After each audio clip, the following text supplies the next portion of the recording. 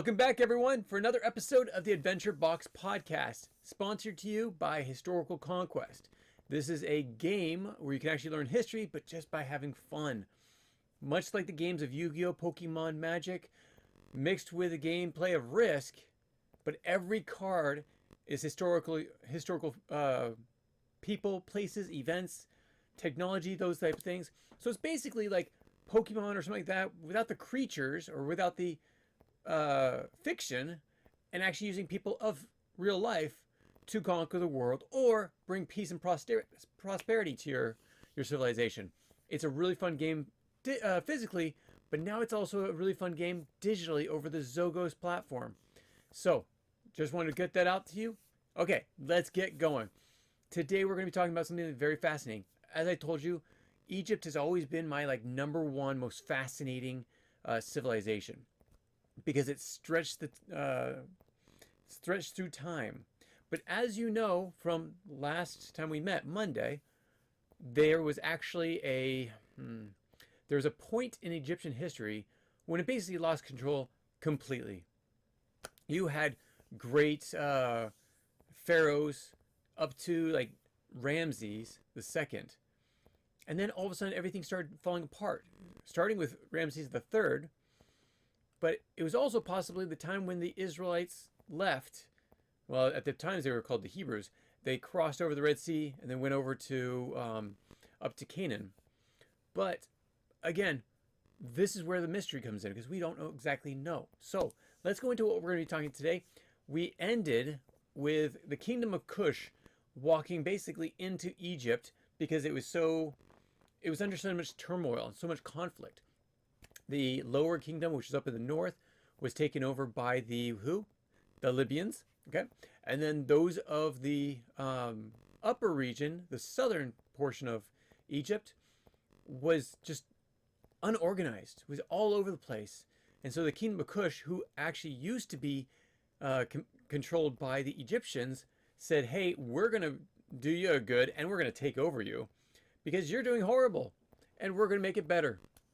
So they came in and they did things. That's it. I mean, it wasn't really a good occupation. It wasn't a horrible occupation, except for the Egyptians.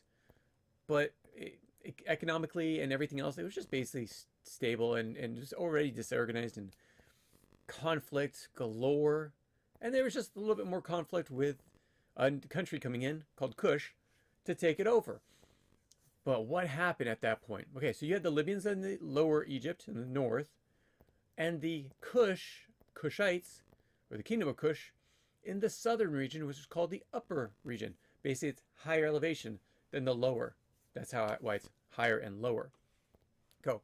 So let's do this. Let me show you some pictures, because there's somebody that came over and took over. This is the Assyrians. The Assyrians came over and took over from the area of Mesopotamia, came over and took over all this land. Now, if you look, okay, so it says Assyrian Empire, 824 BC. They took mostly like Syria and places up above the northern area. But by 671, they had expanded so much. They expanded up to, almost up to, nearing Greece, because Greece and the Assyrians had a very rocky relationship, which we'll get over in just a little bit. And then they went all the way down into Kush, the land of Kush, kingdom of Kush. They did not overtake over the whole thing because I don't think they really wanted to. They wanted Egypt. So Assyrians, like we talked about last time, everything about the Assyrians was, well, no, it wasn't. It wasn't just about it. But a large portion of the reason why they came over to Egypt was for control, but control over what? Control over trade, control over what they needed and wanted for their country. And Egypt was one of their trade partners. It was in their trade routes. And when the Libyans came over and took it over, they're like, okay, maybe it's our time to take it back and take back our trade. So the Assyrians said, hey, let's move into Egypt. So coming down from the north, they took over a lot of what's now Saudi Arabia, going around this area. Now, what was this area? This area was Canaan. It was on the, let's see, the if you're looking at the Mediterranean, it's on the east side of the Mediterranean. All that coast is basically Israel. Now, Israel, during this time, fell hard. What was happening is there was a split between the countries. You had Israel and you had Judah. Now, Israel was the people, and a lot of the times they were saying that they were becoming, according to the Bible, they were becoming wicked. They left their religion, basically. Wicked but they had left their religion. Judah was the land that actually kept their religion.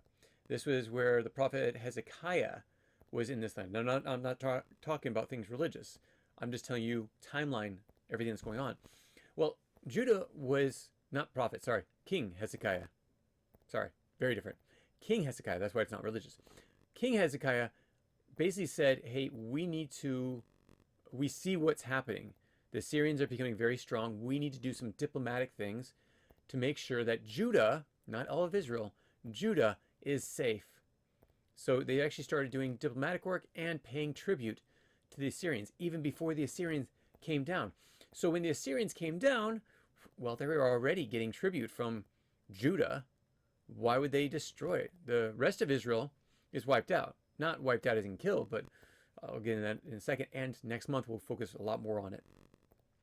But Judah was paying him tribute, so they said, hey, let's leave them alone. Came through, and what did they do? So for the Israelites outside of Judah, they actually did what they call deportation. They actually moved all those people, whether they're landowners, and especially those that were wealthy, and leadership. Landowners, leaders, business owners, all these different people. They picked them up and said, hey, you're going over here, and you're going over here. And they moved them all over the Syrian Empire. Why did they do that? Because they wanted to keep control. And rebellion only happens when you get a group of people to rebel against the bigger person, the bigger bully, the bigger empire that's taking over you. So they separated everyone. So very smart of the Assyrians to do this. They wanted to get rid of everyone that might be rebellious against them. So going from there, you have, let's see. Yeah, I'll go right into Egypt. So that way they actually, that was the part I was going to put in.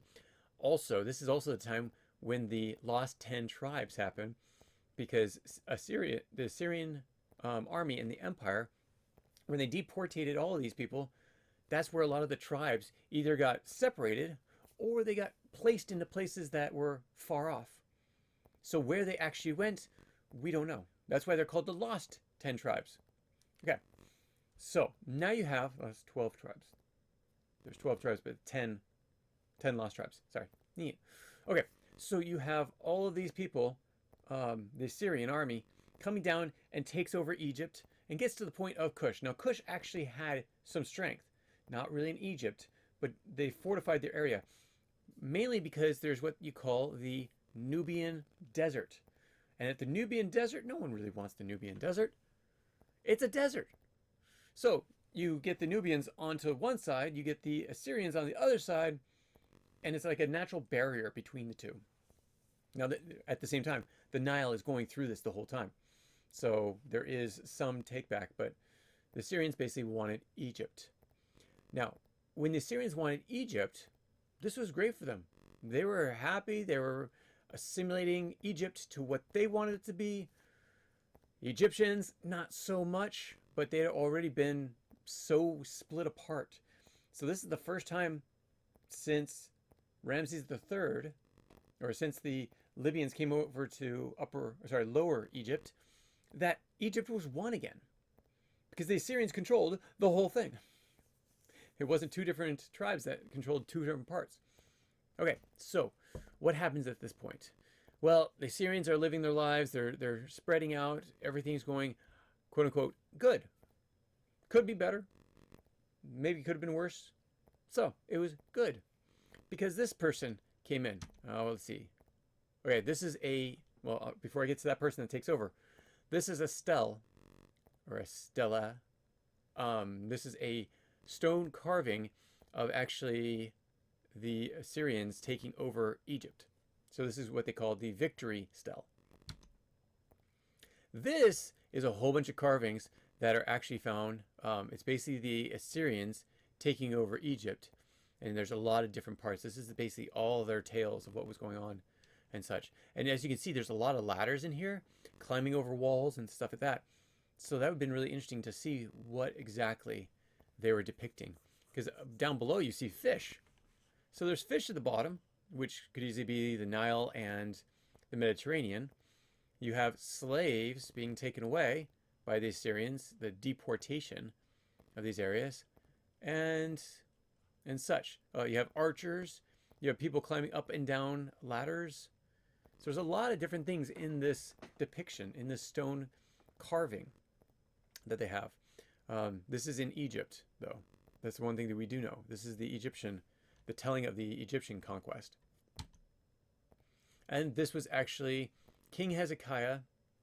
This is Sargon, who is the leader of the Assyrians, and one of the officials from Hezekiah. This is actually a depiction that is still here today, showing the cooperation between Judah and the Assyrians.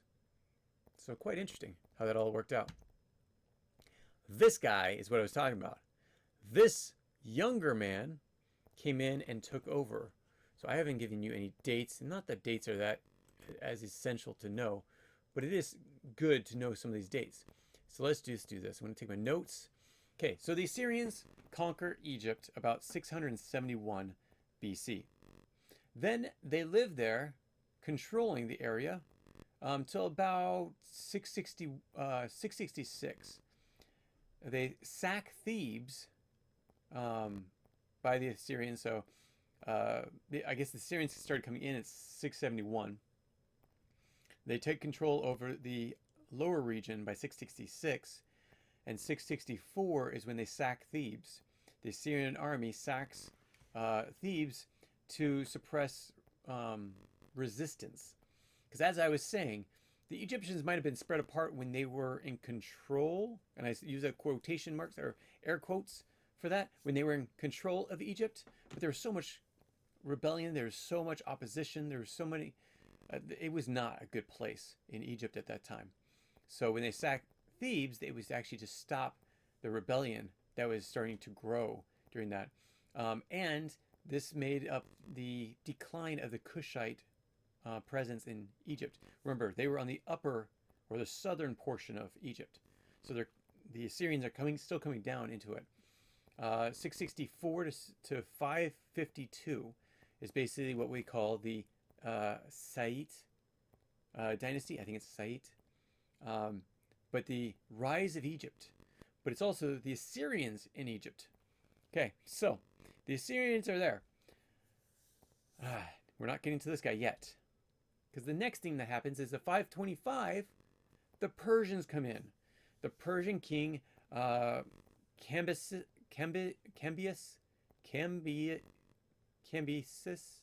II defeats Pharaoh Psamtik III.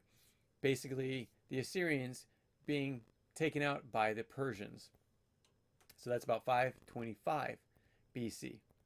And they have a brief time of controlling it till about 404. So it's about 121 years that they're able to control Egypt. The Persians do.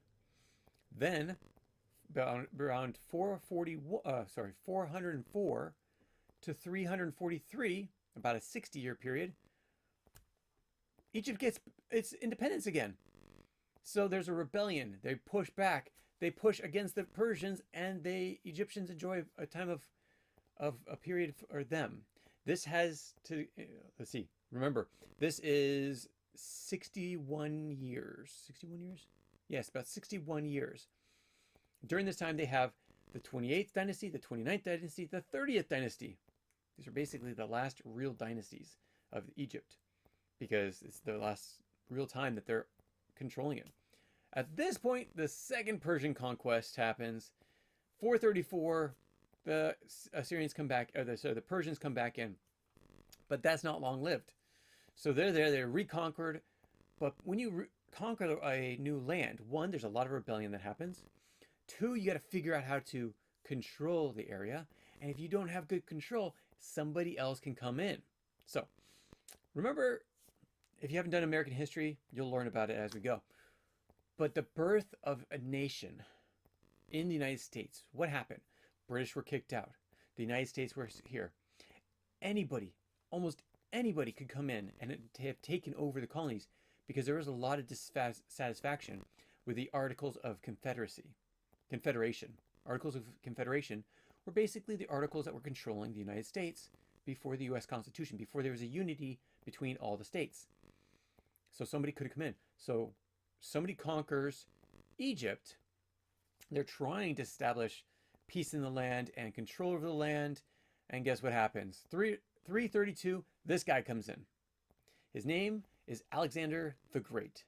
And they defeat the Persians, forcing them out, pushing them out, and liberating Egypt. And this is where actually the Egyptians were very accepting of Alexander the Great because he actually showed them respect. And at the same time, they wanted to be their own people. But since they couldn't, they might as well go with the lesser of the two evils, I guess you could say. And so at this point, we have Alexander the Great who takes over Egypt. Now, while he's here, he actually founds a city of his own. And you all know it. If you know anything about ancient Egypt, you'll have heard of, or maybe not ancient Egypt, if you played the game Historical Conquest, or if you know anything about Egypt, you'll know of the Library of Alexandria, which was housed in the city of Alexandria. Alexandria, again, easily distinguished, was based off of Alexander the Great. So, and that's why it became Alexandria.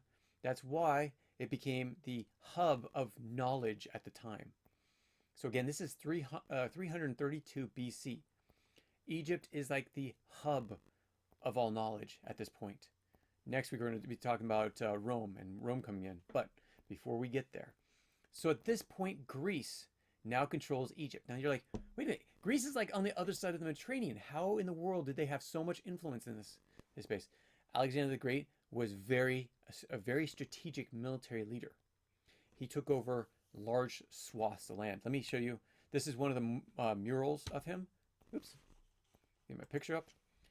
This is a mosaic made by small tiles. If we zoomed in, I don't know if we can. Yeah, we can. These are all small tiles put together to make up this large mosaic of Alexander the Great on horseback. And I'm actually not quite sure exactly where he was attacking at the time of this image. But this is something that's still around to this day. It's, as you can see, it's been destroyed. Part of it's been destroyed. But this part is still intact, which shows Alexander the Great. Okay, so Alexander takes over Egypt. He is well honored in Egypt and actually takes on the title of Pharaoh. Now, this is where the traditionalists, the Egyptian traditionalists, did not like him. Because you can't be a pharaoh. You are not divine. Because remember, their pharaohs were supposedly images of God or deities of their own. Basically human, but potential deities of their own. And remember, we explained this when we were talking about Egyptian religion. If you haven't seen that episode, you need to go back to that episode where we basically talked about how Egyptian religion was very centered around exaltation. It's where somebody becomes like God. Not God, but like him, being on the other side of the veil into the into the next world, in the afterlife. And so they get prestige. It was not those. A lot of people would like to tell you this. People think that exaltation was only open for pharaohs. It was not. It was open for most of their people. Now, if it was for the lesser classes, I'm not quite sure. But it was for most of the Egyptians, those that were in control, those that were people of notoriety. When it comes to their beliefs on others, I'm not quite sure how they put it. But so that all of their pharaohs were actually supposed to be divine, which is why it was down a family line. The family was divine, and when one line died, like a family stopped being in control, it went to the next dynasty. This is when you have the transition of the 28th to the 29th to the 30th, all different families. And as you saw, in like 61 years, 60, yeah, around that, 61 years, they had 3 whole dynasties. That means people went in and they went right out. People went in, people went right out. Or it could have been that there was only 3 leaders, 1 in each of them. I don't think that's what it was, but we're not going to go into that part. It's going too deep because that's in the curriculum and we don't have time to do that. But we're going to talk about Alexander the Great. What was he known for? What was Alexander the Great known for? This is what he's known for. Look at this map. You see this map? Where was the control? Let me go back to our very first map. This is the Assyrian Empire. And now look at Alexander the Great's empire. Fairly close, except that the Assyrian Empire ended like right here or so, maybe a little bit further. And Alexander the Great went all the way in. Now, he was attacking Babylon. He was attacking Babylon at the time of his death. So, he's over in Babylon fighting. Well, here's the thing. During that time, it was basically already taken over. So, he didn't die in battle. The battles were done. He died of something that happened after a banquet. So he was at age 32. Very strong, very healthy, warrior. Everything was great. All of a sudden, a sickness comes over him after a banquet. And yes, this is not Egypt. We'll talk about Greek history later on. But I wanted to put this in because it's very interesting. Because it has to do with Egypt. So he gets sick. This is around 323 BC. So 32 years old, suddenly gets sick, caused by uncertain reasons. Now, people have hypothesized that it could have been, these theories range from natural causes, typhoid fever, malaria. There's a lot of different possibilities, but also possibility of poisoning.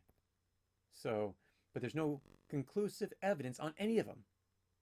So no one exactly knows how he died. But he's over here in Babylon. It is far, far away from Greece. And I won't show you a map. This right here is Macedonia. This is Greece. He was over here. I guess he was over here in Babylon, in normal day Iraq. So he wasn't all the way over here, even though his empire came over into Iran. And mostly because they took out the Persians, and the Persians were Iran. So he was in the Iraqi area and was actually having a procession going back up to Greece, which would have been up here, to Macedonia, which is right here. But what happened? Well, during that time, there was actually a general that stopped it. So there was a procession that was going from Babylon all the way to Greece. A procession is a caravan or a line of people carrying a body. That's what a procession is. It's never, ever this long, except you have an emperor who needs to be brought back to his kingdom. Well, at this point, the general is by the name of Ptolemy the First. Starts with a P. Ptolemy the First. It's one of his generals. He says, no, we're not going back to Greece. We're going to lay him in the country, in the city with his name. So they go from Iraq, instead of coming up here through Turkey, they bring him back down into Egypt to Alexandria, and he's buried here. What's really interesting is that his mausoleum,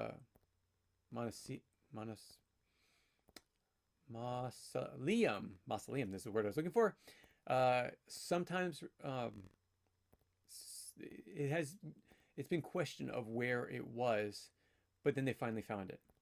So they actually found it in Alexandria, as was reported in history, and they were able to excavate it, and they found a lot of information about Alexander, and also all these different things. So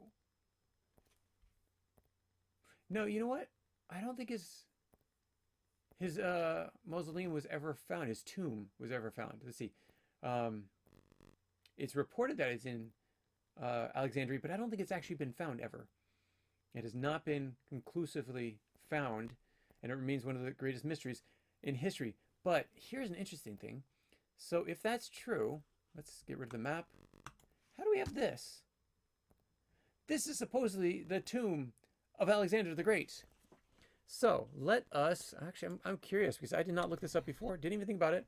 How do we have the coffin, it's what I can call it, the sarcophagus of Alexander the Great,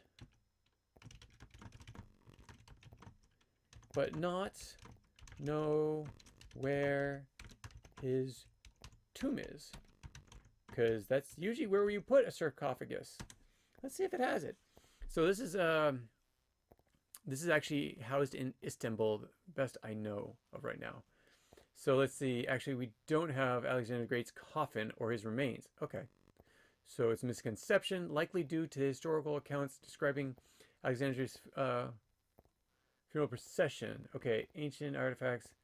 So what do we have here? This is not Alexander the Great's tomb. Man, this is like, what is it? The movie National Treasure, where we think we have something and it's not actually the real thing. Huh. So what do we have in Istanbul? What? Sarcophagus? Coffin? What is it called? Coffin is shown in the museum in Istanbul, representing Alexander the Great's sarcophagus. I don't even know how to spell it. Sarcophagus. Hey, you might be an adult, but it does not mean you are best at spelling. Let's see if it actually understood what my words were. Okay, the Alexandria sarcophagus. Oh, I was way off on the spelling. Actually, it wasn't too bad. It was pretty close. Housed in Istanbul Archaeological Museum, is a renowned artifact from the late 4th century BC. Despite its name, it is not Alexander the Great's personal coffin. Okay, there we go. This is very interesting. Okay. I didn't know this, so we're learning something together. Instead, it is believed to have been crafted by, oh, come on, Abdolamimus, the king of Sidon, appointed by Alexander after the Battle of Issus in 333 BC. The sarcophagus features intricate high relief carvings depicting Alexander in battle and hunting scenes showcasing exceptional Hellenistic artistry. Okay, discovered in 1887 in the Royal Necropolis there, thank you, of Sidon, modern day Lebanon. The sarcophagus was transferred to Istanbul by Osman Hamdi Bey, a prominent Ottoman archaeologist and painter. Interesting. It's detailed carved and well-preserved polychromy make it a significant piece for studying ancient art and history. While the exact location of Alexander the Great's tomb remains unknown, the Alexander sarcophagus provides valuable insight. So I wonder if this was actually supposed to be his burial site, where the sarcophagus was. Again, it was found in, it's in Istanbul, but it wasn't there. It was in, why can't I find it? I'm rereading this because I cannot find it. Oh, yeah, so it was found in Lebanon. Sorry, Sidon, Lebanon. So could it be what was actually made for him? Maybe it was made by those in Lebanon and was supposed to be transported up. I don't know. So that's really interesting. Let's actually go, just so you can see this, let's find out where Lebanon is. Yes, this is a little bit off Egyptian history, but remember, supposedly he is actually being housed in Alexandria, but it's never been found, his tomb. Alexandria is actually something that's like well built on. Alexandria is a large city, so who knows? That is not Lebanon. Oh, there's Lebanon. There you go. So it was actually found. If he died somewhere around here, and that's where his sarcophagus was found, but he was transported down here, you got to wonder what happened. Just, Lebanon is right above Israel. So, yeah, what happened? Was it actually supposed to be transported, maybe? Put on a ship, shipped over to Macedonia, where he was from in Greece? That's a mystery. We don't know. So at least I haven't done the research for it. If you want to do the research, please. That's some very fascinating things. And we'll actually come back to it. I'll find some more information. And where we're talking about the Greeks, I'll bring that up again, if I remember. So, awesome. Thanks for joining me on this Adventure Box podcast. As you can see, it is sometimes an adventure for me as much as it is for you. Because we're able to learn things and it's like, get those epiphanies. You get those, wait, maybe I should ask this question. Why was he in Alexandria when he's supposed to be up in Greece? Now, we already knew the general had brought him down. But what we didn't know is why the sarcophagus, quote unquote, sarcophagus was found if the tomb was never found. And if it's in Alexandria, great. But there's no body in the sarcophagus. So he made it past, well, we don't even know if he made it past. Maybe he didn't. So again, going to the map, if he was in Babylon, he's traveling up towards Greece, or maybe he came to Lebanon to go to be shipped back by sea. Could have been shipped on the with the sarcophagus by sea.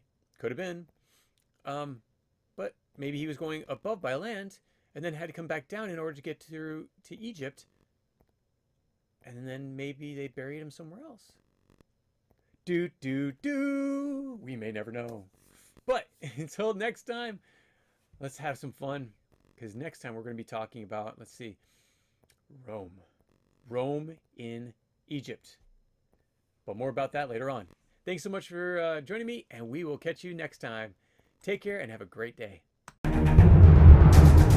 you have any comments or questions, add them to the comments below. Otherwise, we'll see you tomorrow, actually. Take care. Bye.